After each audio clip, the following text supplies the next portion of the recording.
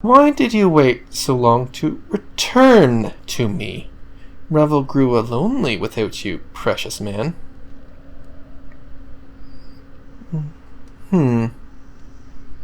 So the way to this place is difficult. The other option is efforts have been made to ensure you have little company, and many were the trials I was forced to undertake in order to stand before you. I would just say, yeah, the way to this place is difficult, Ravel. Is the way so hard? A hint of a smile plays on the corners of her mouth. Then your visit is precious, and I give thanks. Have you another question for me? Ah, yes. The third and last question is this. As she opens her mouth to speak her final question, you are suddenly gripped with the terrible realization that this final question has murdered many others to whom it has been asked. You know what it is, and you feel it welling up within you, and you feel compelled to ask it. What can change the nature of a man? What can change the nature of a man? What can change the nature of a man? I see you have not forgotten.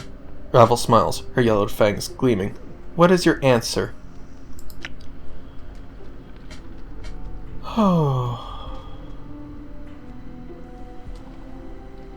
Oh, yeah, okay. The truth is, I don't know, or the truth is love, hatred, power, greed, betrayal, death, regret, age, suffering, success, the plains, or you, Revel, as you changed my nature forever.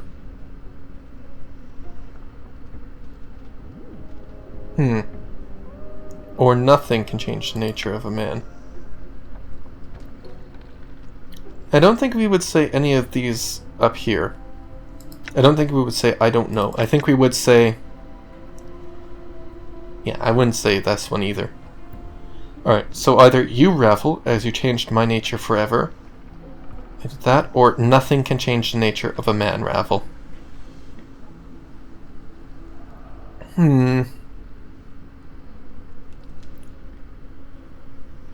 Oh...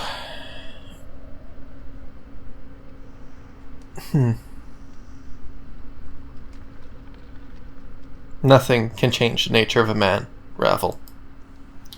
And that is your answer? The veins in Ravel's eyes begin to shift slightly, and she gives an evil smile. Be certain before you say it. It may not be your answer, but it is my answer. And that is all I wished for, my precious man. Ravel's smile relaxes. A simple answer, and in the end, many are the men I have laid low while they sought my answer.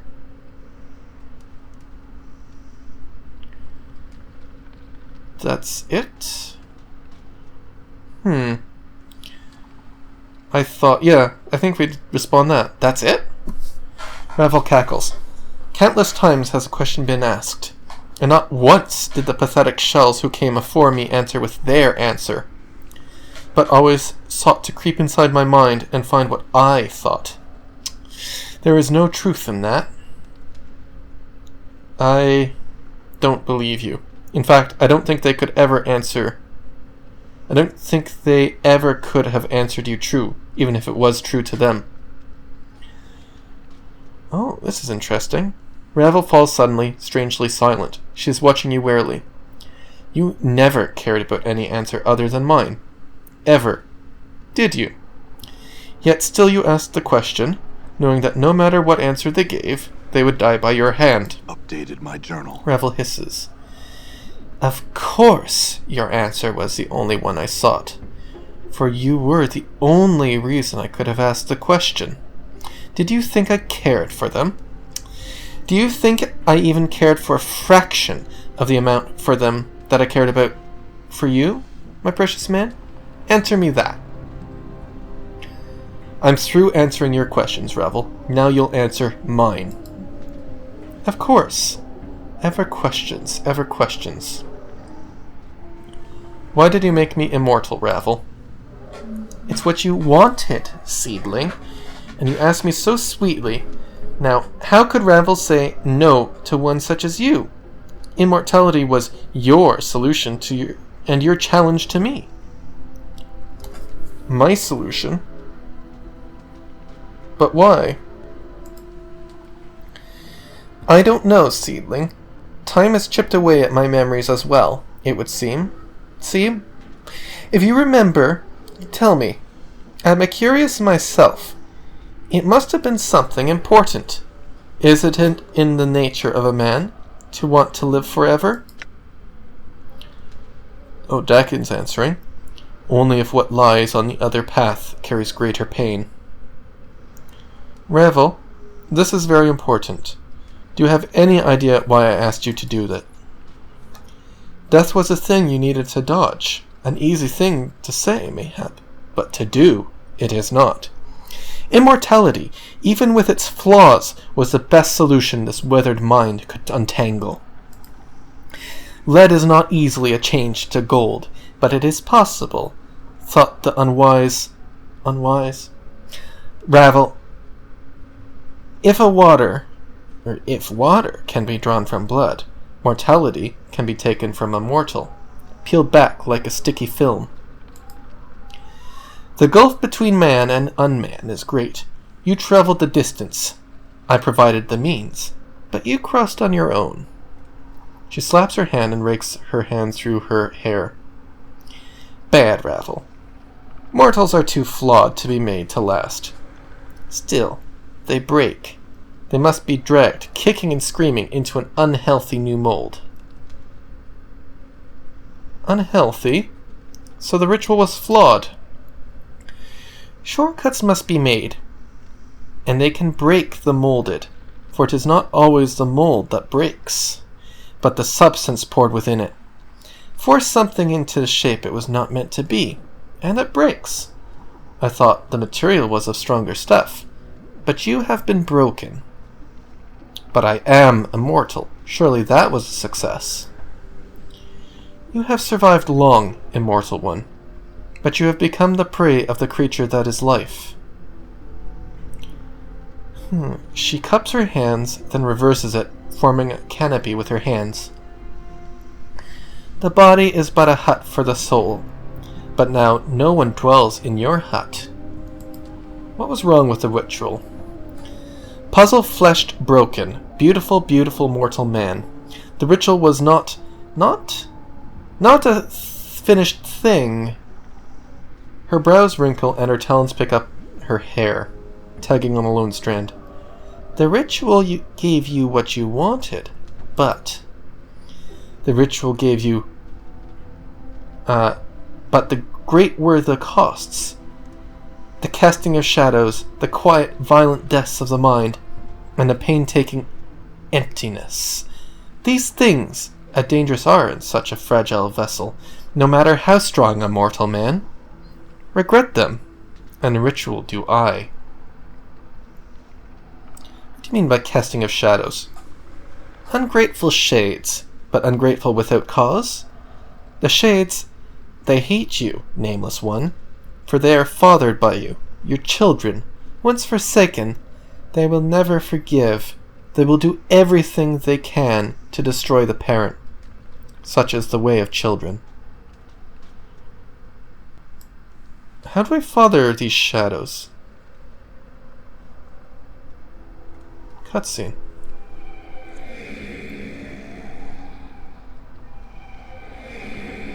Uh-oh.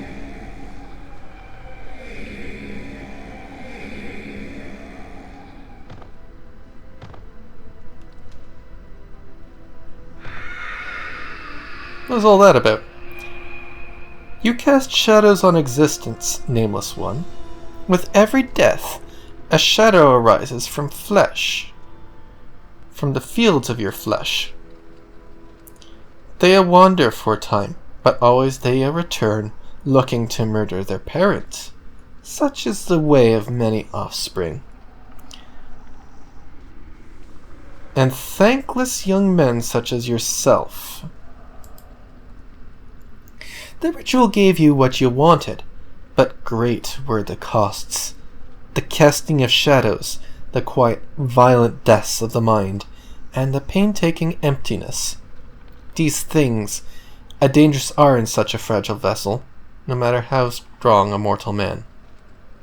And we've seen that before, actually. The quiet, violent death of the mind? 1,000 deaths, and you recover from each. Not so the mind. The mind is much more fragile. Its scars run deep and do not heal. The brain is encased in a hard-bone shell, difficult to breach, but with no defense against that which eats at it from within. And what about the painstaking emptiness? You have a hole where your mortality once lay within your shell. She makes her hand into a fist and shakes it. Rattle, rattle goes the hollow man, a baby's plaything, with naught but a tiny stone that clatters and clacks in your frame. Despite these problems, it seems like the ritual worked. Updated my journal. Do you doubt, Ravel? Of course I delivered on what I promised. Not long after the spell drew to close, I killed you to see if it had worked. You struggled so, but I kept my grip tight and watched you die your first of many deaths. Then was I learned in its flaws. Ego enwraps us like a prison. Forget I did, that it oft-times serves as a shield. My pretty, pretty thing, there's such much wisdom and understanding in the truth that life is a preparation for the ultimate goal, death.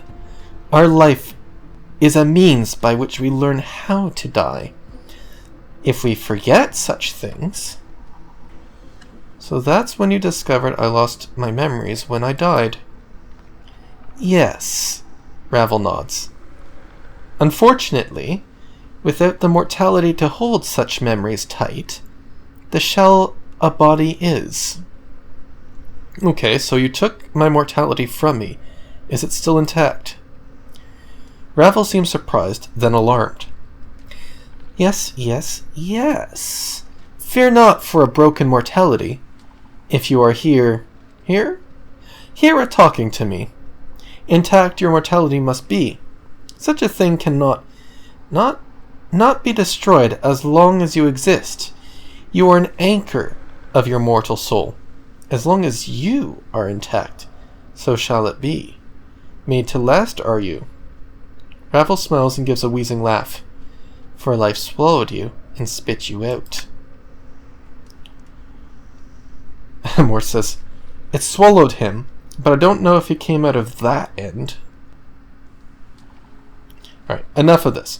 Look, Ravel, you took my mortality from me, and it has caused much more harm than good. I would take it back now. You have had it over long, I think. Ah, you make a demand? Her eyes sharpen and twist, making a disturbing awareness, and she bares her yellow fangs. No, no, no. That, Ravel, I will not do. What is undone cannot be done. Alright, we're gonna tiptoe a little bit. Why not? Ravel cannot give such a thing to you, my precious man, for Ravel has nothing to give. I never possessed you or your mortality, though I wish to keep them both in my garden, as selfish affection's keepsakes. Trace the patterns of your flesh, but such things Ravel could not bring herself to do. Why not? Anna says, you loved him. You loved him, you did. Ravel gives a low, wide smile. Is that so hard for you to believe, fiendling? She cackles softly to herself. Does Ravel being Ravel, and thus a myth, not deserve to carry such a feeling in her black brambled heart? No creature is undeserving of such a feeling, Ravel. Grace speaks softly. The histories do not paint such a compassionate picture of you, however.